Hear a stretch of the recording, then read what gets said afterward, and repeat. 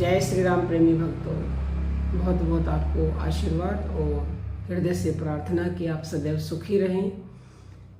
आप जो है हमारी केवल एक बात मान लो, केवल एक, आप जो है सुखी ही सुखी हो जाओगे, धन ही धन होगा, शांति ही शांति होगी।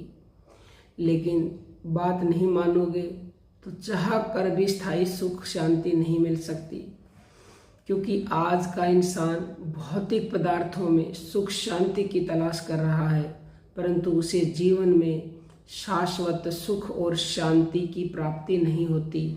सुख और शांति की प्राप्ति तो परमात्मा के भजन में है, भला भौतिक पदार्थों में उसे सुख और शांति की प्राप्ति कैसे होगी। परमात्मा जो हमारे चराचर ब्रह्मांड का सृष्टि करता, पालन करता, संहार करता है और जो स्वयं ही सुख शांति और परमानंद स्वरूप है, उसे जाने बिना मानव का जीवन सुख में शांति में कैसे हो सकता है। भले ही कोई विज्ञान की कला कौशल द्वारा चांद अथवा तारों तक चला जाए, लेकिन परमात्मा के नाम के बिना वह सुखी नहीं हो सकता, चाहे कुछ भी कर लो। क्योंकि संतों का ये कथन है कि परमात्मा से विमुख होकर कोई भी मनुष्य सुखी नहीं हो सकता।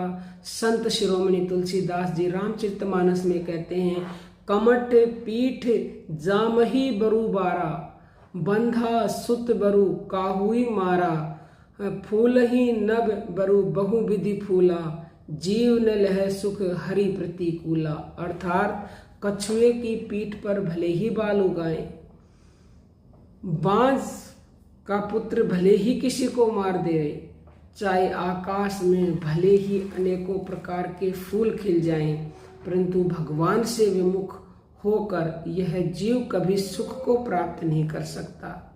तुलसीदास जी कहते हैं, तृषा जाई ब्रु मृग जाल पाना, बरु जामही सस शीस विषाना, अंधकारु बरु रवि नसावे, राम विमुख ने जीव सुख पावे, हिमते अनल प्रकट बरु होई, विमुख राम सुख पाव न कोई।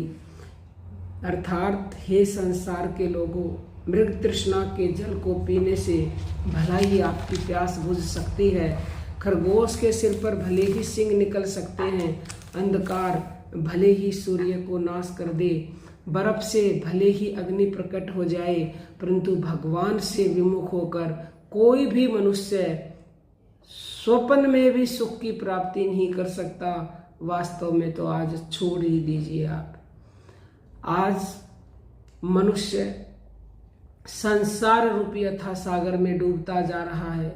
वह जन्म मरण रूपी तरंगों के द्वारा बार बार थपेड़े खा रहा है। यदि इस भव सागर के प्रबल प्रभाव से पार जाना है तो उसे अवश्य ही परमात्मा का भजन और ध्यान करना होगा, उस सच्चे नाम को जानना होगा, जिसके जानने के बाद समस्त दुख मिट जाते हैं। तुलसीदास जी का कथन है कि भगवान के भजन बिना कोई भी भव सागर से तर नहीं सकता। वे कहते हैं, हरि मथे घृत होई बरु, सिकता ते बरु तेल, बिनु हरि भजन न भव तरई, यह सिद्धांत अपेल।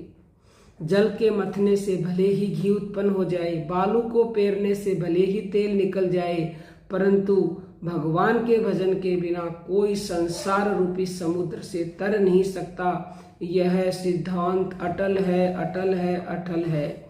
शिव जी भगवान पार्वती को समझाते हुए कहते हैं, तीर्थाटन साधन समुदायी, जोग विराग ज्ञान निपुनाई, नाना कर्म धर्म व्रत दाना, संयम दम जप तप मख नाना, भूत दया द्विज गुरु सेवकाई, विद्या विनय विवेक बढ़ाई, जह लगी साधन वेद बखानी, सब कर फल हरि भक्ति भवानी। हे भवानी, तीर्थों का सेवन एवं साधन के जितने समुदाय हैं तथा योग वैराग्य ज्ञान अनेक प्रकार के कर्म धर्म व्रत दान संयम आचार जप तप यज्ञ तथा जीवों पर दया, ब्राह्मणों एवं गुरुओं की सेवा, विद्या विनय विवेक की बढ़ाई आदि जहाँ तक वेदों ने साधन बताए हैं, उन सब का फल भगवान की भक्ति है। भगवान की भक्ति मनुष्य तन पाकर जिसने परमात्मा की प्राप्ति के लिए भजन और भक्ति नहीं की, उसने तो व्यर्थ ही इस धरती पर जन्म लिया है। ऐसा मानव पृथ्वी पर भार रूप है। सार्थक तो उसी का जीवन है जिसने इस मनुष्य शरीर को पाकर परमात्म तत्व को जान लिया। तो प्रिय भक्तों, यदि आपको सुख चाहिए तो केवल और केवल आपको हरि नाम का स्मरण करना पड़ेगा, तभी सुख मिलेगा।